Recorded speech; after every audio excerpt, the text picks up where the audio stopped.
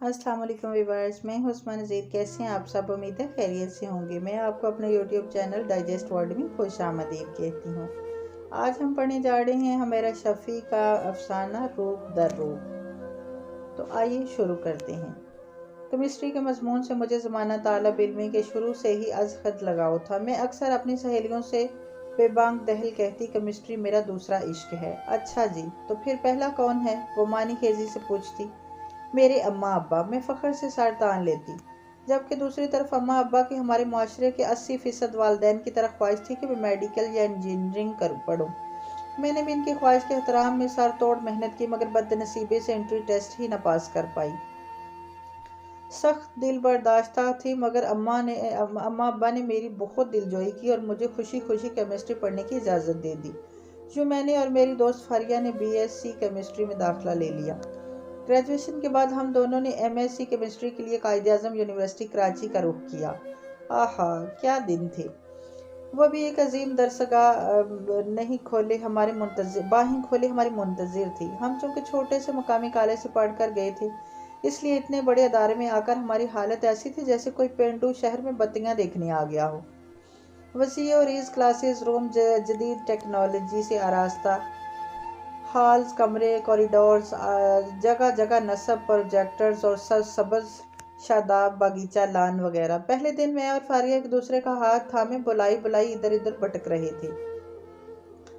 जब माइक पर ऐलान हुआ कि न्यू एडमिशन वाले के लिए तारफी क्लासेस हॉल नंबर 14 में हो रही है, सब ही वहाँ तशरीफ़ ले आए हैं। हम दोनों जब हामते कामते हॉल में दाखिल हुई तो जूनियर्स और सीनियर्स से खचाखच भरा हुआ था, और सीनियर्स का खुद खूबरू सा और फवाद खान जैसी ड्रेसिंग किए, इस जैसा ही हीरो स्टाइल बनाए डाइस पे खड़ा तकरीर फरमा रहा था। हम दोनों भी नर्वस सी पिछली नशिस्तों पर बैठ गए। CR मोहतरम की न सिर्फ शख्सियत दिलकश थी, बल्कि अंदाज़े बयां भी दिलनशी था। पहले 15 मिनट इसने अपनी ज़ात की अहमियत और अफादियत पर अच्छे तरीके से रोशनी डाली। फिर फर्दन तमाम टीचर्स का गायबाना तारुफ बयान करना शुरू किया। गायबाना इस तरह के इस दिन इत्तेफाक से टीचर्स एसोसिएशन का कोई हंगामी इजलास हो रहा था, इसलिए तमाम प्रोफेसर साहिबान वहाँ मौजूद थे। बहरहाल इसने टाइम टेबल के लिहाज से हर सब्जेक्ट के लेक्चर की टाइमिंग के अलावा इसको पढ़ाने वाले प्रोफेसर साहब की आदत व खसूसियात का भी तज़किरा किया।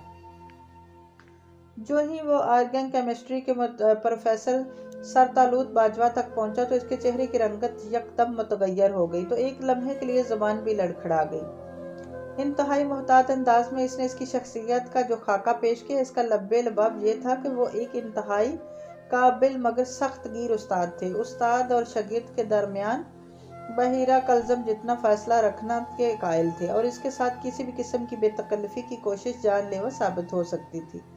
जब वो इनके बारे में बात कर रहा था तो हमें ऐसा लग रहा था जैसे वो किसी इंसान की बजाय कोविड-19 की खसूसियात और इससे महफूज रहने की एहतियाती तदाबीर बता रहा हो।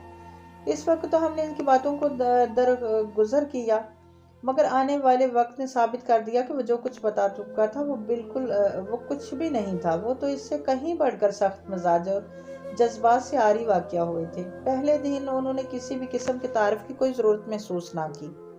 ऑर्गेनिक केमिस्ट्री पर बारी बरकम लेक्चर दिया। इसकी आवाज़ के गनगर्ज और रौब व दबदबे का वो आलिम था कि पुरतबाद से पुरतमाद स्टूडेंट भी सहमा हुआ था। फिर सारा साल ही इनका यही लिया दिया अंदाज और रवैया कायम रहा। तकरीबात में भी जब तमाम असातिज़ा तलबा से गुल मिल जाते और सेल्फियाँ बनवाते और बदस्तूर अपने अकड़ू स्टाइल में एक ही जगह जम कर बैठे रहते। अलबत्ता वो पढ़ाते तो बहुत जमशानी से थे और नज़्म व ज़ब्त के मामले में बहुत सख्त थे। इनकी यही सख्त मिजाजी इम्तहानों के दिनों में बहुत काम आई, क्योंकि बाकी सब्जेक्ट के मुकाबले में ऑर्गेनिक केमिस्ट्री में हमारी तैयारी नहायत शानदार थी। पर्चे भी बहुत अच्छे हुए। रिसर्च वर्क पर काम हो रहा था जब फारिया को रोना आ गया। वो मेडिकल लीव पर चली गई। महीने डेढ़ महीने बाद जब ठीक होकर यूनिवर्सिटी आई तो हम सब अपना रिसर्च वर्क मुकम्मल कर चुके थे। फारिया का काम अधूरा था, वो सख्त परेशान थी, मगर हम सब दोस्तों ने मिलकर इसकी मदद की तो वो भी जल्द ही अपने थीसिस मुकम्मल करने में कामयाब हो गई। मगर इससे पहले कि वो अपनी फाइल सर तालूत बाजवा से चेक करवा के साइन करवा पाती, वो खुद स्टडी लीव पर चले गई।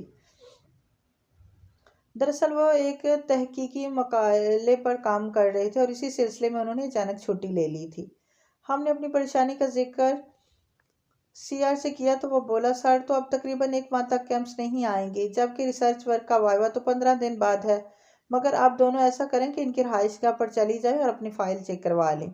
فی الحال وہ پاکستان میں ہی ہیں، ہفتے بعد کینیڈا چلے جائیں گے۔ ہیں؟ کیا ان کے گھر جائیں؟ میرے اور فاریہ کے تو آسان خطا ہو گئے، اس کے علاوہ اور کوئی حل نہیں ہے۔ آپ بلا وجہ ہراساں نہ ہو، یا سر والوں کے گروپ میں بھی 2 لوگوں کے ساتھ مسئلہ ہوا تھا، وہ بھی گھر سے ہی سائن کروا کر آئے تھے۔ میں آپ لوگوں کو ایڈریس سمجھا دیتا ہوں اور فون پر سر سے ٹائم بھی لے لوں گا۔ اگلے دن جب ہم سر کے گھر جانے کے لیے تیار ہو رہے تھے تو فاریہ بولی، سنو، جاتے ہوئے اپنی امیوں کو اپنا وصیت نامہ لکھ کر دے جاتے ہیں۔ اب ایسے بھی آدم خور نہیں ہیں سر، چلو تم۔ میں جو اندر سے خود بھی گھبرائی ہوئی تھی فاریہ کو تسلی دیتے ہوئے بولی۔ ڈوبتے ابھرتے دلوں کے ساتھ سر کی رہائش گاہ تک پہنچے، دروازہ ملازمہ نے کھولا، ہمیں ڈرائنگ روم میں بٹھایا اور خود سر کو اطلاع دینی چلی گئی۔ سر اس وقت اسٹڈی روم میں تھے، انہوں نے ہمیں وہیں بلوا لیا۔ ڈرتے ڈرتے اندر داخل ہوئے تو سر سامنے تشریف فرما اپنے ارد گرد ڈھیر ساری کتابیں اور فائلیں پھیلائے بیٹھے تھے۔ رسمی الیکس کے بعد ہم نے آمد کا مدعا بیان کیا، انہوں نے اس بات میں سر ہلایا، فاریہ کے ہاتھوں سے فائل تھامی اور اب ہمیں سامنے صوفے پر بیٹھنے کا اشارہ کیا۔ یونیورسٹی کی نسبت ان کا رویہ اور لہجہ دونوں نرم تھے۔ ہم حوصلہ افزائی پا کر ذرا آرام سے صوفے پر بیٹھ گئے اور ریسرچ ورک کا مطالعہ کرنے لگے۔ تقریباً 15 منٹ بعد دروازے پر دستک دی۔ ٹک ٹک ٹک۔ اندر سے یوں لگ رہا تھا جیسے کوئی بچہ اپنی انگلی کے پوروں سے دروازہ بجا رہا ہو، حالانکہ دروازہ تو پہلے سے ہی کھلا تھا۔ سر تو مطالعے میں ڈوبے ہوئے تھے، انہوں نے دھیان نہیں دیا، مگر جب دستک پہلے سے زیادہ زور سے ہونے لگی تو چونک گئے۔ لگتا ہے ثانیہ آئی ہے، وہ آہستہ سے بڑبڑائے اور پھر دروازے کی جانب منہ کر کے بولے، آ جائیں ثانیہ، اندر آ جائیں۔ مگر وہ ثانیہ نامی بچی اندر آنے کی بجائے مسلسل دروازہ بجاتی رہی تو سر مزید پچکار کر بولے، ثانیہ پلیز ہنی، اندر آ جائیں، شاباش۔ پھر ایک دم دروازہ پورا کھل گیا اور ثانیہ صاحبہ اندر داخل ہوئی۔ اسے دیکھ کر میں اور فاریہ بے ہوش ہوتے ہوتے بچی، کیونکہ وہ کوئی بچی نہ تھی بلکہ سر کی ہی عمر کی ایک جوان جہان لمبی تڑنگی سی عورت تھی۔ اس نے نہایت عمدہ لباس پہن رکھا تھا، بال بھی اچھے سے بنے تھے، مگر چہرے پر عجیب سے تاثرات تھے۔ وہ اپنی وحشت زدہ سے گول گول آنکھیں گھما کر ہم دونوں کو دیکھ رہی تھی اور ساتھ ہی اپنے دوپٹے کے ایک پلو کو اپنے دائیں بازو کے ساتھ لپیٹے جا رہی تھی۔ ہم دونوں سرک کر ایک دوسرے کے قریب ہو گئی۔ سر نے ایک لمحے کے لیے ہم دونوں کی طرف دیکھا اور پھر عورت کی طرف متوجہ ہو کر بولے، ثانیہ ان سے ملو، یہ میری اسٹوڈنٹ عنایا اور یہ فاریہ ہے، اور عنایا فاریہ یہ میری میسز ہیں۔ ثانیہ ارشاد۔ دوسرا ایٹم بم ہم پر گرا جب اس تعارف کا اس خاتون پر کوئی اثر نہیں ہوا اور وہ مستقل ناپسندیدہ نظروں سے ہمیں گھور رہی تھیں۔ ثانیہ آپ مہمانوں کی کوئی خاطر تواضع نہیں کریں گی؟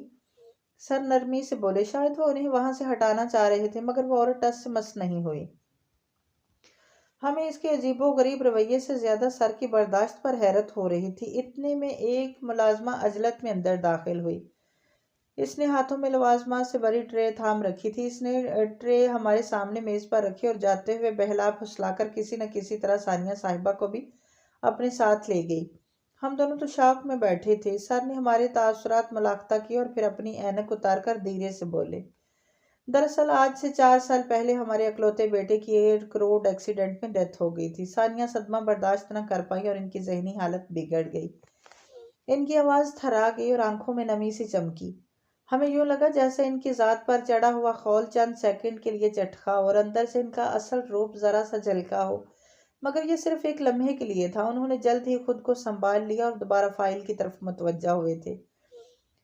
فاریہ کو اہم نکات سمجھانے لگے۔ بہرحال اس دن ہم دونوں اس کے ہاں سے بہت باری دل کے ساتھ اٹھ آئیں۔ رہ رہ کر خود پر افسوس ہو رہا تھا کہ ہم پروفیسر صاحب کے بارے میں کیسے منفی رائے قائم کیے ہوئے تھے، حالانکہ وہ تو ایک مجبور اور دکھی انسان تھے۔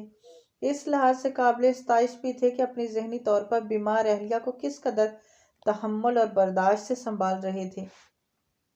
ہمارے معاشرے کا یہی چلن ہے کہ ہم دوسروں کے بارے میں رائے قائم کرنے میں بہت جلد بازی سے کام لیتے ہیں، پھر ایک بار جو رائے قائم کر لیتے ہیں اس میں لچک کی کوئی گنجائش نہیں رکھتے اور مزید گلپھندیں لگا کر اگلے مکفل کر دیتے ہیں۔ بہتر ہے کہ کسی بھی متعلق بات کرتے ہوئے محتاط رہیں۔